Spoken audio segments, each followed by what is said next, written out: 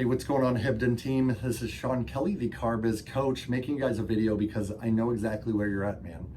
I know where you're at. I know where your mind's at, and I want to give you guys a tool that has helped me in some of my darkest times. And I had I'm going to share this story with you, and I haven't shared this with. I can't remember if I've ever shared this with anyone or not, but it's something I don't talk about very often.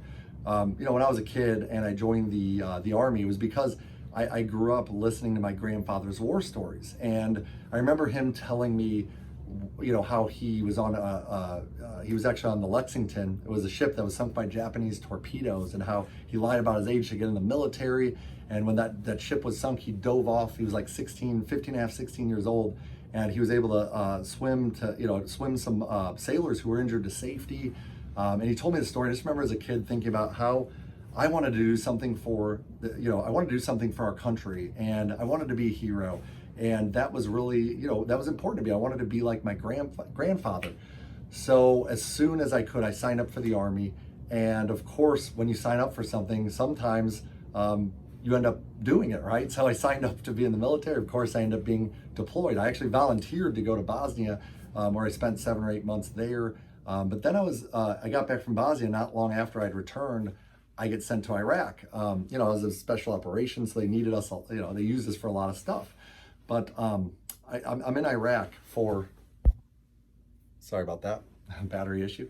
So I'm in Iraq, and my orders when I got them, okay, it said 90-day deployment. That means we're going to spend 90 days in Iraq, not to exceed 2 years.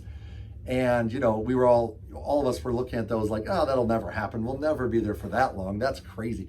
So we go in, we just guns blazing. We're able to win the war, right? In like 2 weeks, we had taken Baghdad, and, we had conquered Iraq, and, everyone started talking about how we were going to go home, and how, we'll be home in, inside of 60 days. And there was talk about sending us all back home, and it was going to be super easy. And then all of a sudden the insurgent attacks started happening, and all of a sudden the Ba'ath Party, the ones that went underground, started attacking. And then they started having problems setting up the government. The Iraqi government officials, every time that we would start trying to help set up a new government, they would get killed off. And and then they said, oh, we'll be home by 4th of July, or we'll be home by Thanksgiving. And we just kept getting, we kept being there longer and longer and longer. And I remember I went into a very dark time in my life, a time that I'm not necessarily proud of, but it's something I want to share with you guys, because I went through this almost depression. I was, I missed home. I felt like I was gone for too long. There was a lot of fear and anxiety about getting killed, before we could have a chance to return home. And I went through a dark time, and it was a really tough time in my life. And I had to function for my team.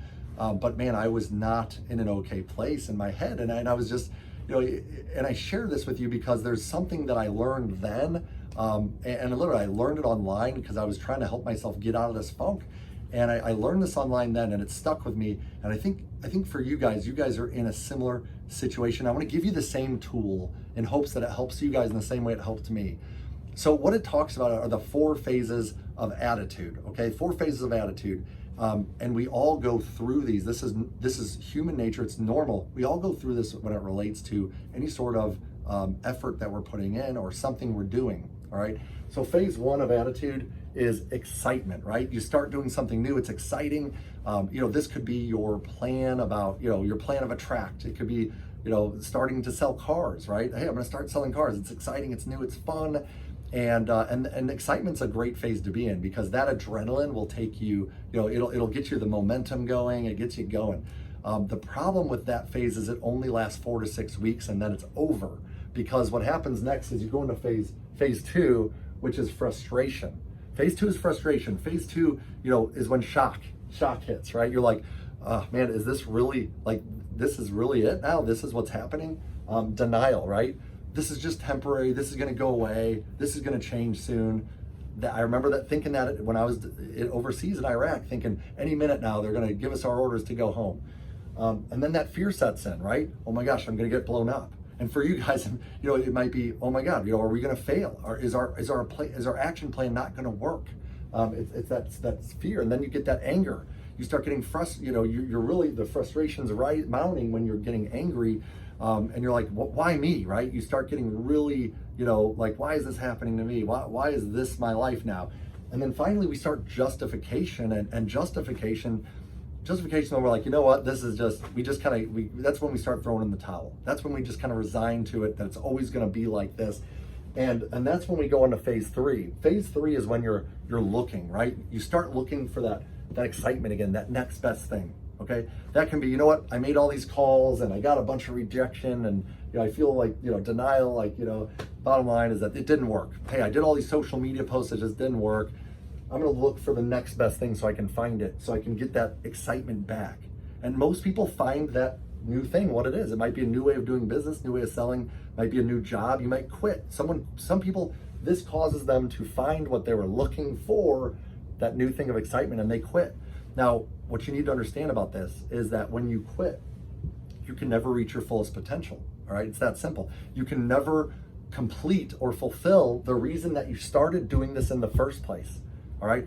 So what do we need to do? We need to get past phase 3 and not start all over at excitement. We need to get to phase 4. Phase 4 is when we're recommitting. We're recommitting every day. We accept. It's acceptance. We accept where we're at, and we understand that we know what we have to do to get through and persevere, and we accept that we're going to do it. All right, we accept we're going to do it. For me, on my deployment, once I understood this, I asked myself, why did I join the military in the first place? And it was, to be that hero, to give back to our country, to be like my grandpa, to make him proud. And I asked myself, why did I do this, right? Why did you guys 2 months ago, when the chips were down, when your backs were against the wall, why did you decide to step up? I think you guys know the answer to that.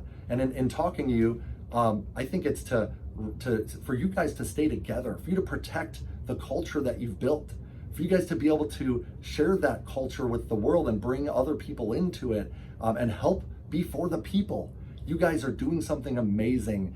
And that's why you didn't just all walk away from the dealership when the campfire came through and your market started struggling. That's why you guys have risen to the occasion till now. But you got to understand, you're going through this frustration phase. Some of you may be in shock, denial, fear, or that fear that, are we going to fail? You might be experiencing that fear, okay? And it's okay, it's normal. This is normal. But instead of looking, don't even look at looking, all right? Recommit, okay? Recommit. Why is this important? What's in it for you if you can keep persevering? If you accept this for what it is, and you understand that this is going to become something greater one day, and it's going to make you greater. I recently read a book where this person in this book talks about, David Goggins' name. He talks about running 150-mile races, okay? And he talks about how 150-mile race, think about this, from mile 50 to 75, you start asking yourself the tough questions. Why am I doing this? Oh my gosh, do I really need to do this?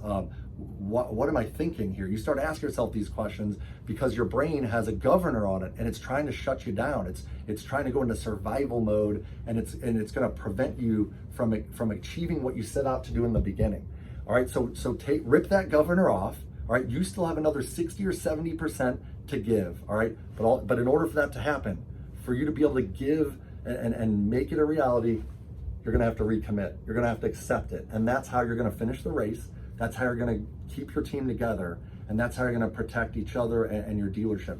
So when you're doing those activities and you've recommitted, it's going to change the result. All right, guys, and that's what helped me get my mind back in the game, keep my team alive in Iraq, and end up making it through the deployment a better, stronger person. And thank God I did, because I did see people there that didn't recommit and they did give up, okay? And I saw that it wasn't pretty how they gave up, all right? So I want you guys to experience the same growth, and I hope I hope every one of you guys that this video message, this is from my heart, and I pray that it inspires you guys to recommit, because you guys have already proven that you can make magical things happen when you rally. See you guys later.